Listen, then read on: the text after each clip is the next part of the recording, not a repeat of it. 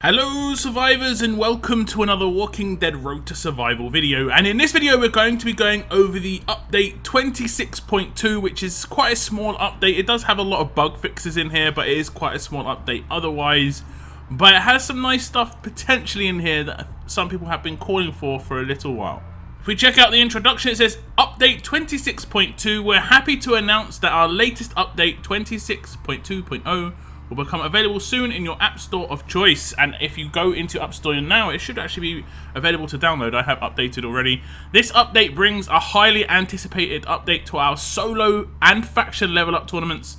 Leveling up and promoting S-Class fighters will now reward their own unique amount of renown points and no longer share the same amount as a 6-star fighter. You can expect to see these changes in live tournaments once the update has been fully deployed to all players. It will also provide fixes for over 100 live issues encountered by some of our players in game. As usual, we'll continue to investigate and work on any other possible bugs we encounter or which are reported through our customer support channels. Below you can find our patch notes with a list of fixes included in the update. In the meantime, why not check out the App Store and update your game. And as I said, the update was in my App Store, so it could be in yours too. Go and check it out, update, and you'll be up to date, but you won't have any changes just yet, and we'll talk about this in a second. But we're going to go over the main improvements in the 26.2 update. So as I said in the intro, there aren't a huge amount of things that are going to be added to the game, but the first one is going to be both solo and faction level up tournaments can now reward unique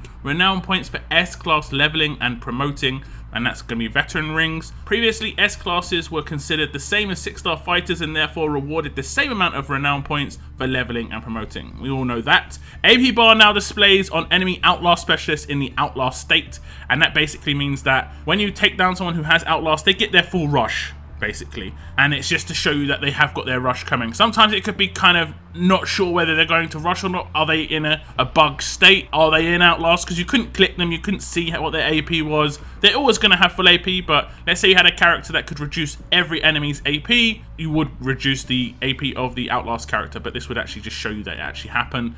Updated the pain spread epic weapon effects description to avoid possible confusion.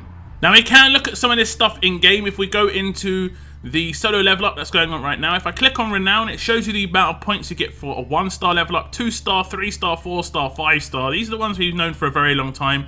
Of course, 6-star points we've known for a reasonable amount of time, and we've always known that S-Class points have been exactly the same. Right now, they are still exactly the same, and like it said, they are going to wait until they are fully deployed. It's probably going to be in the gap in the level up tournaments. I assume it's either going to be, you know, between level up tournaments, one tournament won't have it, one tournament will have it, or they're just going to turn it on for like next week, because they generally have a 24-hour period, or like maybe up to 48-hour period between the faction level up and the first solo level up of a week. Generally there's a little gap, so they might wait for that little gap. And right now it's going to be exactly the same, because right now it is exactly the same. It's how it has always been. I did try and get the figures. I couldn't get the figures. They're very, very, very tight-lipped on it. So we're going to have to assume, if we look at, let's say, compare it to this one, we can see that the tier 3 of the 5 stars and the tier 4 of the 5 stars went down a tier for 6 stars. So for instance, tier 2 of a 6-star is the same as a tier 3 as a 5-star. Tier 3 of a 6-star is the same as tier 4 of the 5-star. So with that in mind, we could assume that the S-Class is going to do the same, where basically tier 1 is no longer going to be 1.7k, it's going to be 3.4k, tier 2 will be 6.9k, and tier 3 will be 13.8k. Now, that means, this is just my assumption, very much just an assumption here. We can also see that between the tiers, it generally doubles. So for instance, from tier 2 to tier 3 of the S-Class right now, it goes from 3.5 to 7, effectively. Between tier 3 and tier 4, it goes from 7 to 14, basically. So we can maybe assume that between the new tier 3 and then future tier 4, if it just slides down like I said, it could be 28,000 for tier 4. That would obviously be a lot of XP. I think that's probably the top end that it's going to go to, but it most likely will probably go to around 20. I reckon 20, 21, 22, but it could go up to 28. Now they could go all out and redo the entire thing here and make it a little bit different. They could maybe restructure everything. We don't know. They haven't said, whether they're going to restructure the old renown, but I think they're just going to introduce new renown. I don't necessarily think that's a bad thing. I do think S-class characters need it. Now, if we go all the way down to the bottom, you can see there's promote 6-star legendary characters for 15,000, a character of upgrade tier 4. Now, this is really, really badly worded here. This basically means upgrade with veteran rings, and it should just say that. A character of upgrade tier 4 means nothing, because that's what it says above, a character of upgrade tier 4. I mean, it should be one, like, veteran ring, upgrading, like a character upgrade 1 veteran ring, you know? That's what it should say, because then it's a bit more clearer. Right now, it's kind of not clear. And as it stands, it is still going to be 15k for 1 veteran ring on a 6-star or an S-class character. And my assumption here is, again, it would probably go up by like 50%, I reckon. I reckon that a veteran ring on an S-class character will go up to maybe 25k, you know?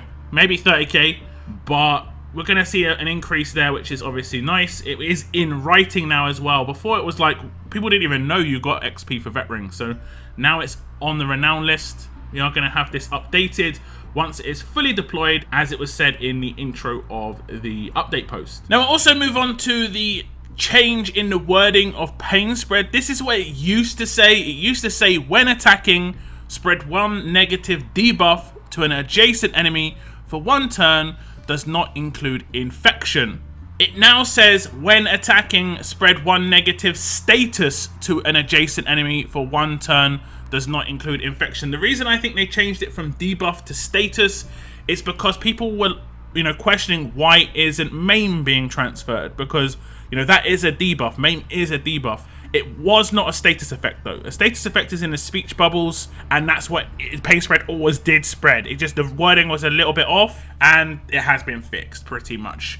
And it's as simple as that. So other things will not be transferred as well. For instance, I think hemorrhage is not a status effect. It is actually an effect. But when you do attack someone with hemorrhage, you actually spread hemorrhage as if it is a status effect, so it then becomes bleed. So you get a bonus there where you realistically maybe shouldn't. So it's sort of like hit and miss, but at the same time, I do think this update, even if it's a small update in the wording, is appropriate.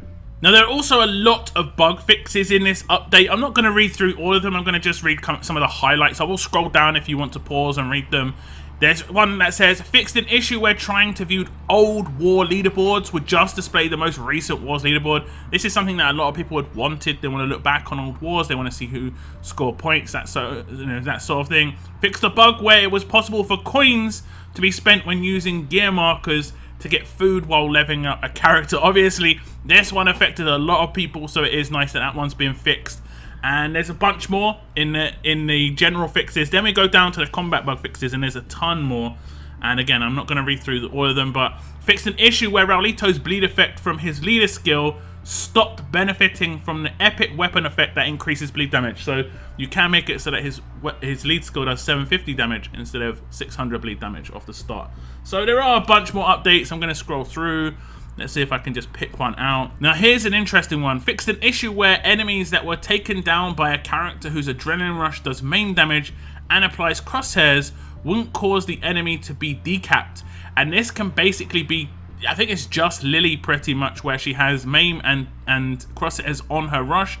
And that means, effectively, that Lily's new rush should decap when she obviously hits somebody. Like, crosshairs should be applied, main damage happens afterwards, and if it is taken out, then it should be a decap. So that's going to be a little buff to Lily, apparently.